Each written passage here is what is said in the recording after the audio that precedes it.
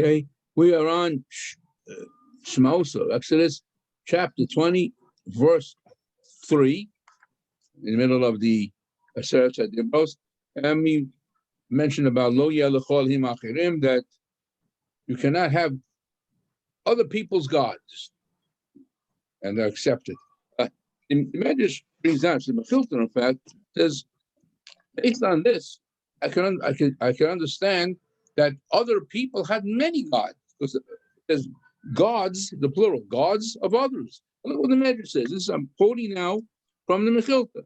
Rabbi Eliezer Omer, says Rabbi Eliezer, what does that mean, gods of others? Every periodically, they would go ahead and change their gods. They might have God A, and after a while say, I don't want God A, and they start worshiping God B. And that's exactly, okay, so how is that possible? For example, the Mechilta says, what happened? A certain person had a golden god. God made out of gold. Made a bad deal, and maybe his stocks went down, and he lost a lot of money, and he needs that silver, that gold. So what does he do?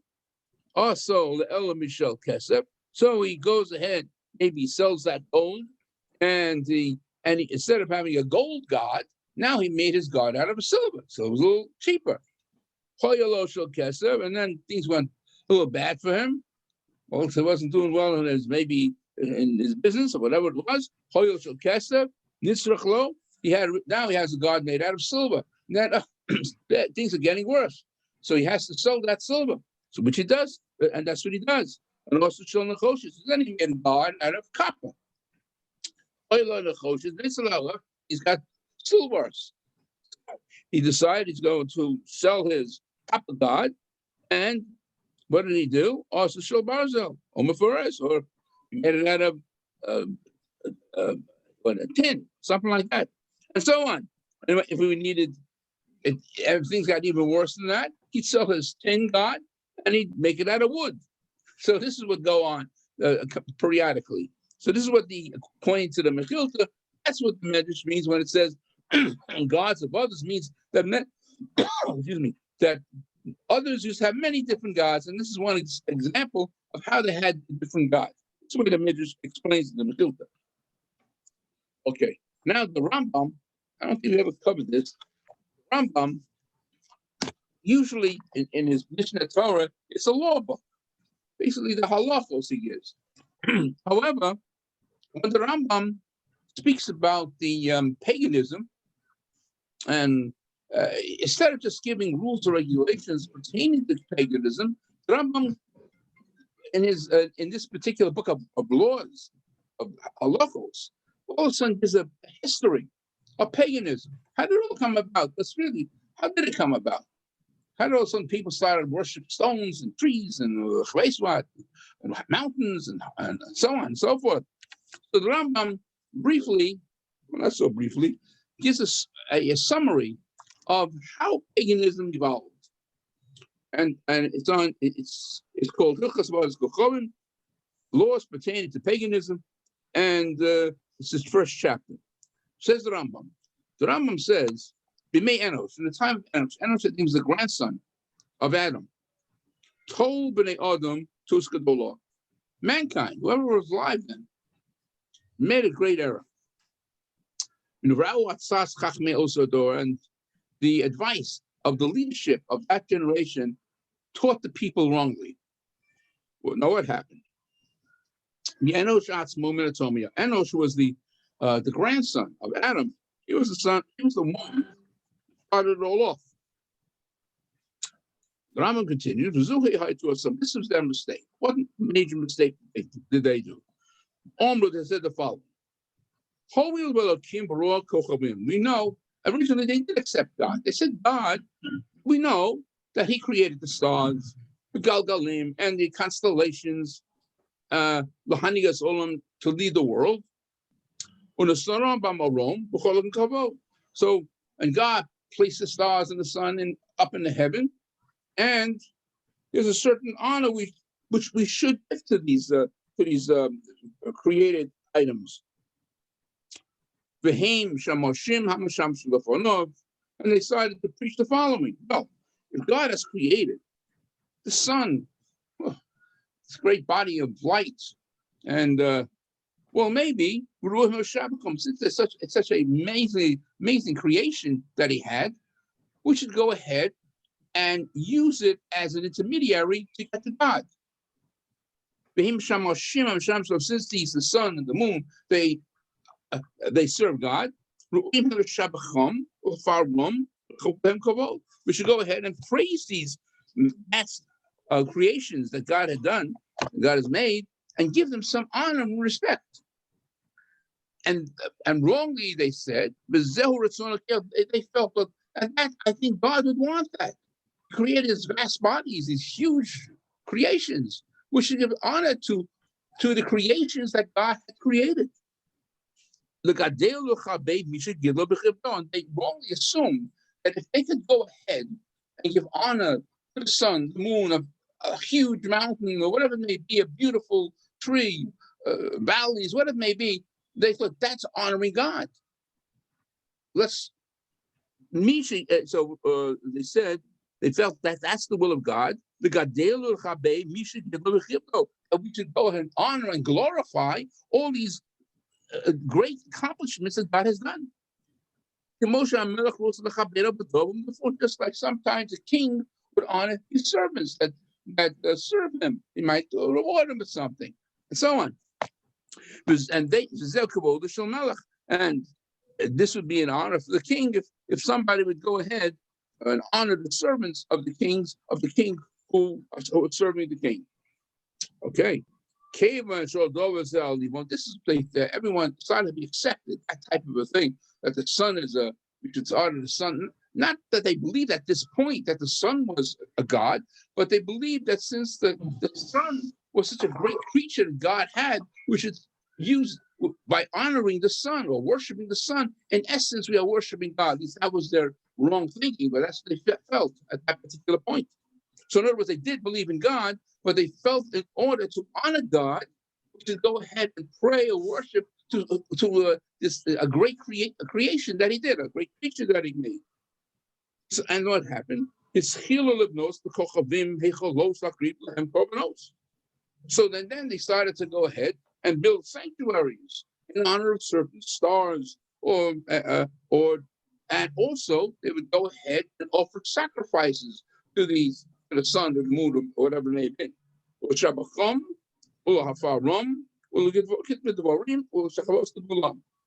they felt like by praising them and glorifying these great creatures, in essence, they're giving honor to God. By doing so, they felt because they felt God would like that. That would God would show appreciation and look at us, say, look at that, look what's happening to humankind. They're going ahead and honoring the great creatures that I have created. So they wrongly thought that that's the way one should do it. So originally, they did believe in God, but their mistake was that they thought by honoring or worshiping somehow these great creatures that God had created, they are in effect also giving great honor to God. So this is the essence or the beginning of paganism. Now, however, things got worse as the years went by. No.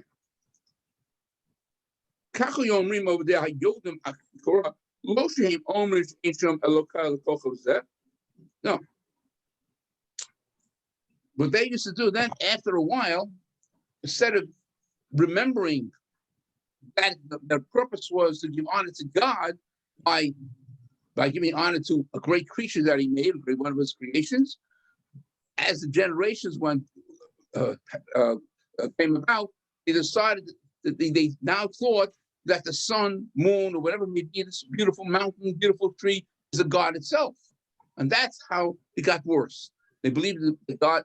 Originally, they believed in God and his great creatures. And how could they give honor to God? Is by praising God for the sun or the moon or big mountain, whatever it may be. Then things got worse. They decided to believe that the mountain or the tree or the sun or the moon or the constellations, have gods themselves. So it deteriorated as the years went by. And that's when they started to go ahead and believe the actual things are gods. That was their mistake. Things got worse as the years went by. Okay. And the Rambam continues.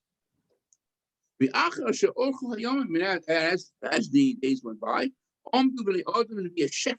the false prophets came about and said, they claimed that God has appeared to them and said the following: you should serve the particular star, or serve the sun, serve the moon, whatever it might be, or various stars. Then they started to say, offer sacrifices to them. You should offer sacrifices to the sun or the moon, or whatever it may be, and also wine libation. So you should go ahead, build sanctuaries to these gods, and also make certain pictures of this particular god, or what do you call it, the idols representing these particular gods. So that all people should prostrate themselves to this particular god. And men, women, and children, everyone went along with that.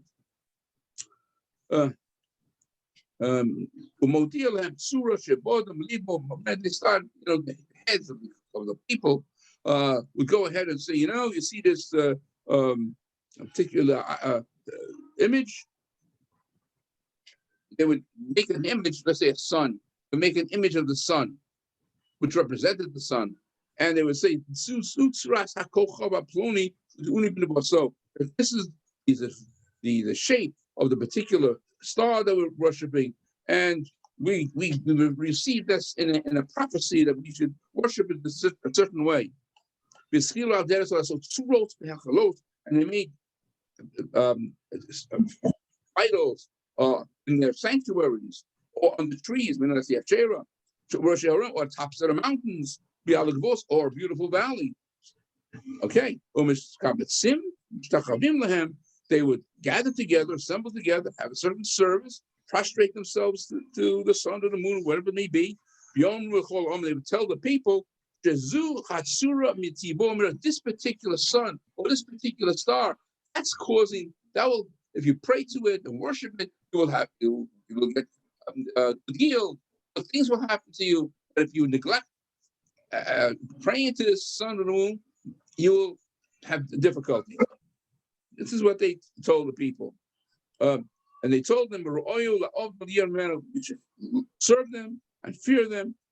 Because that false prophets or priests would say to them, by worshiping these idols, they will go ahead and you'll be prosperous because of it. Do this or don't do that. Okay, and all these things. So as we see, things got worse. They believed first they were in God, and then they thought it was proper to go ahead and honor the great creatures that God had created. And then they did that, and after that they decided that the item, the creature itself, the creation that God did, that itself is a God. And they made up their own type of service. You pray to the sun, the moon, whoever it may be, the mountain or the valley, and that's how it all began. Okay. Yes, you said. Okay, and again, it spread throughout the world, the known world at that time, and they each adopted that particular God. Okay, and just and the Rambam goes on. He says with and as history unfolded, then they totally forgot about God Himself. Because they started to believe that the creations that God made are the gods. Eventually, they forgot about God Himself, and they never recognized Him. So now, let me just see. I should say further. Below, yeah. Now, although the vast world eventually became pagans, and they believed in paganism, there were a few individuals, but small amount of people who still believed in God, but a handful. And the Rambam quotes a few. Chanol, Mrs. Shalach. If you know, he was a fellow who lived the longest of any person. It was 969 years, I believe. Noach, he was also exception to the rule. Shem Be'eva, you heard about the yeshiva Shem Be'eva. So there was one yeshiva. The majority of the world believed in pagan gods, and yet there was a few individuals knew about monotheism and tried to do whatever they can to maintain it. Okay, so majority of the world were all pagans. Okay, and this went on for many years until who came about to start to make a change? Abraham. Abraham. And that's what the Rabbi goes on and says. All this is continue, and let me get it. And he talks about Abraham, that Abraham must have been a brilliant fellow. He decided this can't be. A rock can't be a god, whatever. A sun can't be a god. Because his reason was, into the Midrash, saw the sun in the morning or during the daytime, and then all of a sudden you see it at night. So he said, well, if he's a god, shouldn't be able to appear all the time? And the same thing if you do with the moon or the stars. Well, I only see them at night. What about during the day? Where are they? And so on. So he tried to reason to himself, it can't be, or if somebody makes a god. In fact, Terach, his own father, was an idol maker. He made idols for a living. He says, you're making it yourself. But thinking to himself, you're making the idol. How in the world can that be God when you're making it? And so on. He must have been a very brilliant man. And finally, at a young age, he said, this is ridiculous. It's nonsense. And then finally, he found a God. And then, that's when God himself appeared to him and said, you better leave. Ur-Kasdim is not the place for you. Nimrod wanted to kill him because of that. And eventually, he left Ur-Kasdim, and the rest of it when he gets to Eretz Yisrael. And he started to promulgate monotheism. And I'm sure he was met with a lot of opposition, but he was able to get some people to believe like he did. And of course, his children followed suit. And finally, there was such a thing. Well, some people joined Yaakov and his sons, and eventually, they went to Egypt and so on. And in fact, I think I mentioned when there was a hunger, when Abraham got to the land of Israel, there was a hunger. But where does Abraham go? He goes to Egypt. Now, why did he go to Egypt? Although, he knew he had food there, but besides that, there may be other countries out of Israel that had some food at that time. But he went to Egypt because he believed that, Egypt was they were brilliant people, mathematicians, and they built the pyramids. He had to know a lot of mathematics. So he figured, I'm dealing here with intellects. Maybe if I go down there, besides getting food for my family and sustaining myself, I can influence some of them to believe in a God, because I'm dealing here with intellects. But that was one of the reasons why, according to one commentator I saw, that's why he chose Egypt to leave after there was a hunger in the land of Canaan. Okay, so this is what the Rambam says. I skipped a lot of it, but that's basically what he's saying.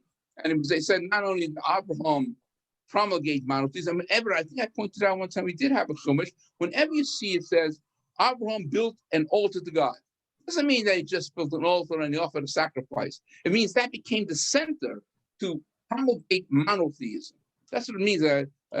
Salvation one time said that. It doesn't mean just that he offered a sacrifice. It means it was a center to encourage people, influence people in the belief of monotheism. And not only that, and I mentioned this one time before, I've heard it so many times when I give my classes, some people make the comment, Isaac was very passive. He didn't do much besides the arcade. He didn't do anything. The Rambam says that's not true. Isaac went ahead of Yitzchak, went ahead and followed in the footsteps of Abraham, and likewise Yaakov, and so on. So it was not that Yitzchak was passive and did nothing. He really was involved in the same teachings that his father did. He continued his teachings, although the Torah doesn't talk about that. Okay, so that's basically what the Rambam is saying when he gives us a little overview of how paganism began. Okay, Okay, let's go back over here. Okay, again, we're on now verse Shemot, chapter 20. We're on verse 4. Dalet. Romy. Lo sa'aseh lecha pesel. Don't make for yourself an idol. We call Tmuna or any picture. A shebesh shemayim that is in the heavens above, with stars and so on, sun, moon, or anything that is underneath on the land, or if or anything to the water underneath the land. So that it includes all what we mentioned. That but it is the stars, moons, the constellations, or even to believe that one of the malachim is a god. And we know we believe in malachim. Raphael, let's say, is the god who kills people. In fact, I remember there was 3 malachim who visited Abraham. There's different malachim have different missions that God sends them on. And so you should not in any way think that they're gods. And when it says below the land, it means any rivers, valleys, rivers, lakes, whatever it means, or even little worms or anything, that you cannot go ahead and worship any of these things. Lo, verse 5. Lo tishtachaveh lahem lo savdei. Do not prostrate yourself to these things and don't serve them. Now, this is one thing that God really abhors. He doesn't like it at all. Ki anochi Hashem Elokecha Elkana. I am Hashem, your God, and I'm jealous of it. I get very annoyed when people do these things. And I visit the sin and the iniquities of the fathers and children on their sons, on their grandchildren, on their great-grandchildren, the ones who hate me. Now, there is a question asked in the Gemara. If one's father, or whatever, his grandfather, great-grandfather, worship pagan gods, but yet their grandson does not, great-grandson could be, why should they be punished for the iniquities of their parents? In fact, the Torah even says, Lo yumtu always albonim, fathers cannot be punished for the iniquities of their sons and their children, nor can the children or grandchildren be punished for the iniquities of their father or grandfather. So what does it mean? Why is God saying over here that he's going to go ahead and punish the iniquities of the father on the sons and the 3rd generation, the 4th generation? That doesn't seem to be fair, and it contradicts what the Torah says in somewhere else. There's the other place where it says a son does not die because the iniquities of the father. So how do we absolve this particular contradiction? Any suggestions? No. So the Gemara says, if the son is righteous. So what happens if his son is righteous? So why should he be punished then? He's not going to be punished, right? Oh, that's what you mean. Yeah, that's right. The only time that the son or the grandchild, whatever it may be, can be punished if he continues in the way of his ancestors. However, if he doesn't do it, he's not punished. And that's what the pasuk means over there, where it says, children cannot be punished for the iniquities of their parents or grandparents. Okay, that's the way they absolve the apparent contradiction over here.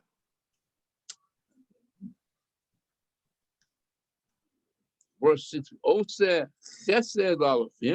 God does kindness to thousands of generations, the ones who keep up and want to love me and observe all my mitzvahs. The third utterance, Lo siso Hashem Hashem Elokecha lashov. Do not use the name of God in vain. It means you don't swear falsely. Things like that.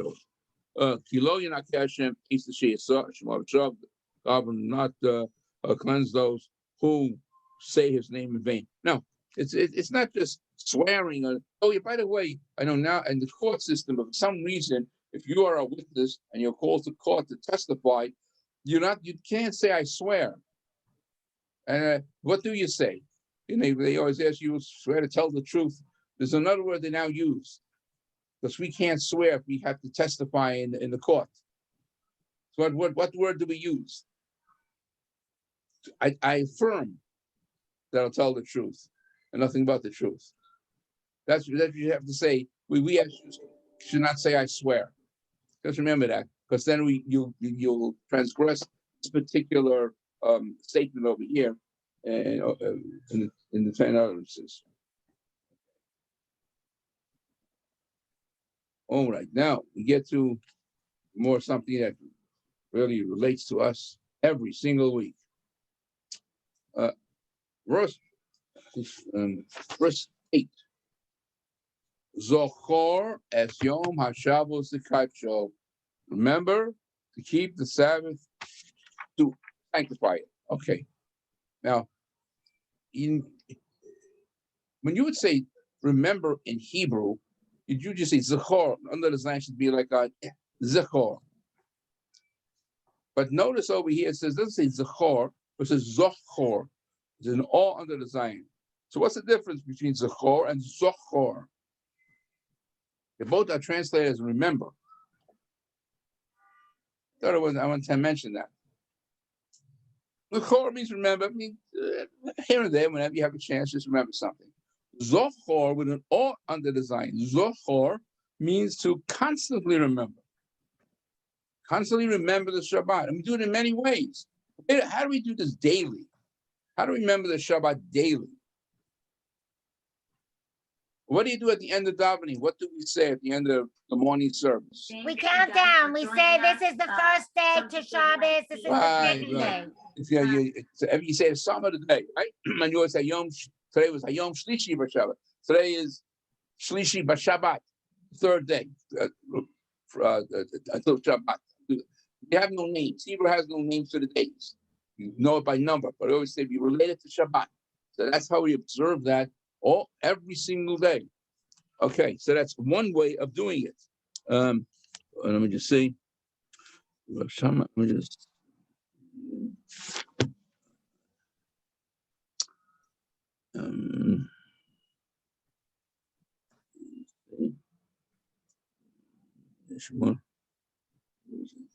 Oh yeah.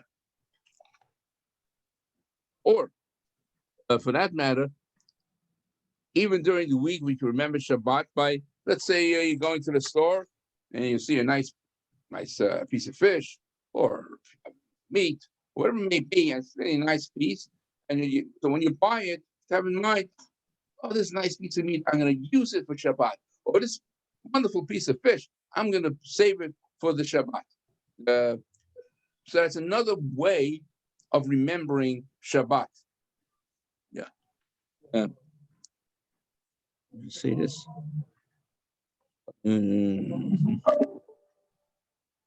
Now, when it says the Kaddish show, to sanctify it. From here, so the Mechilta says, here's the allusion to Kiddush. B'bracha. By saying a blessing, you're blessing God for the Shabbat. And Omru, what the Mechilta says, we hear from that word, our rabbis told us, Mekadshin ala yayin b'chnisas Shabbat, that when we usher in the Shabbat, we should sanctify the Shabbat by making Kiddush. That's what we call it, sanctification. That's what the Kiddush really means. We're sanctifying the Sabbath with a cup of wine. We're also doing it verbally, because if you look at the Amida in the evening service, Kabbalat Shabbat, it talks about Shabbat, and we end off with the bracha too, the same bracha.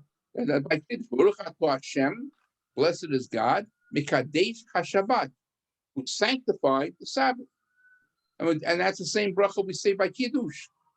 So we say it in originally, by the way, verbally was accepted. Later on, the rabbi said we better use a cup of wine when we sanctify the Sabbath. Okay, this, and in fact, even with Havdalah, there was a time when the Jewish community did not have too much money,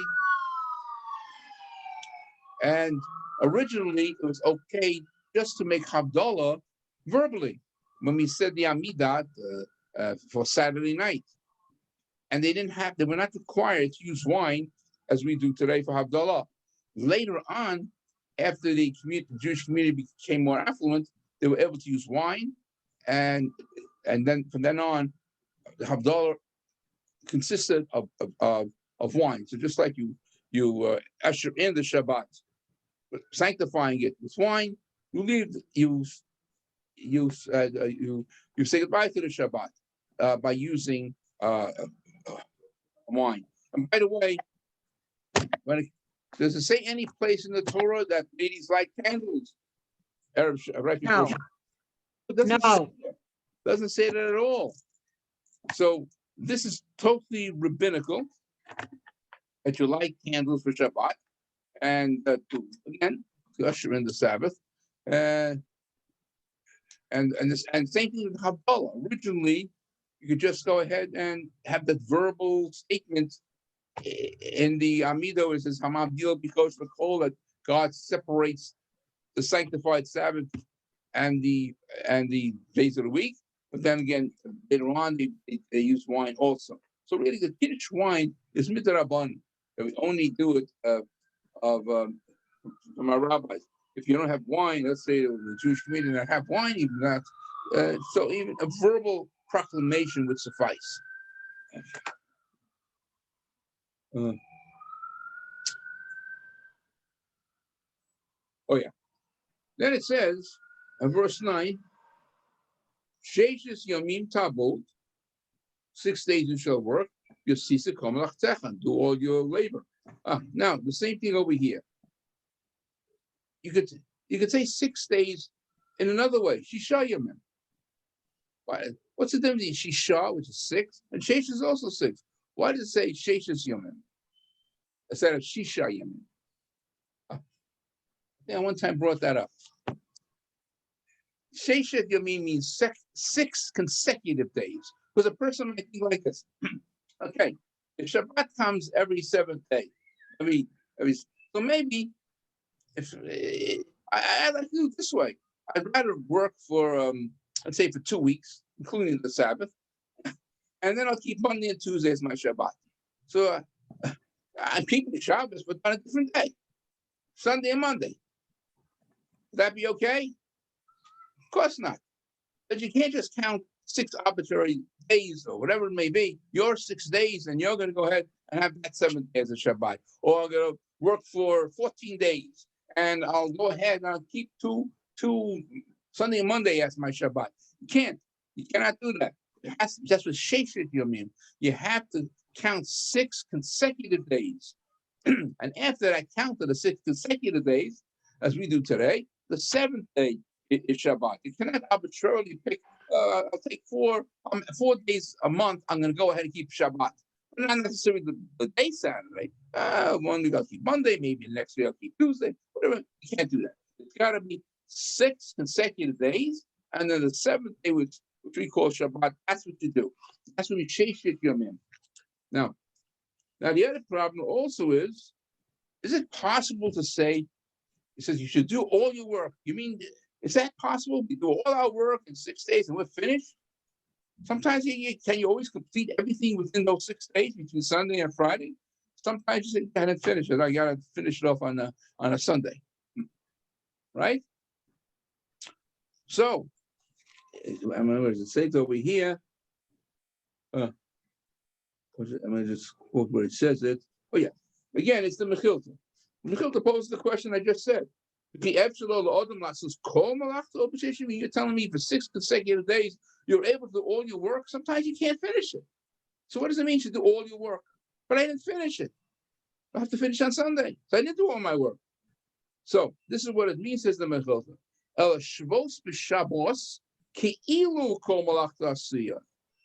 But you should observe Shabbat as if. You should think, don't worry about anything else. It's like if I finished all my work. Don't worry about your work during the Sabbath day. So that's what the way it's explained in the filter. That even though, technically speaking, you have a lot of work, unfinished work to do, but at least when Shabbat says, say, just forget about it for that day. And consider it as if you have completed all your work. And that's the way the Mechilta understands that particular verse. Okay. Okay.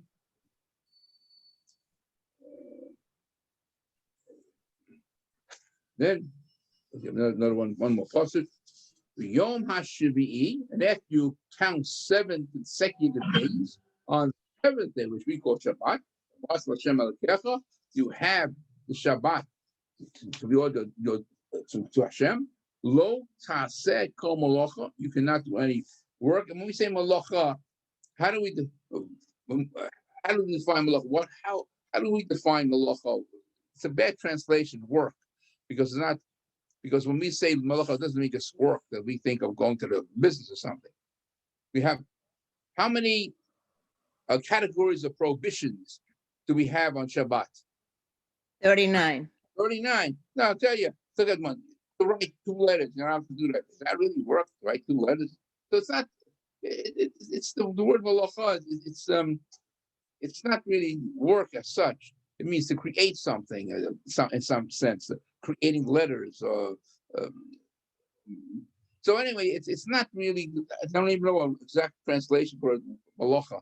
But anyway, it's based on those 39 prohibitions, those 39 categories that we got from Sinai. But now it really goes back to what type of labor was used in the construction of the Mishkan, of the tabernacle.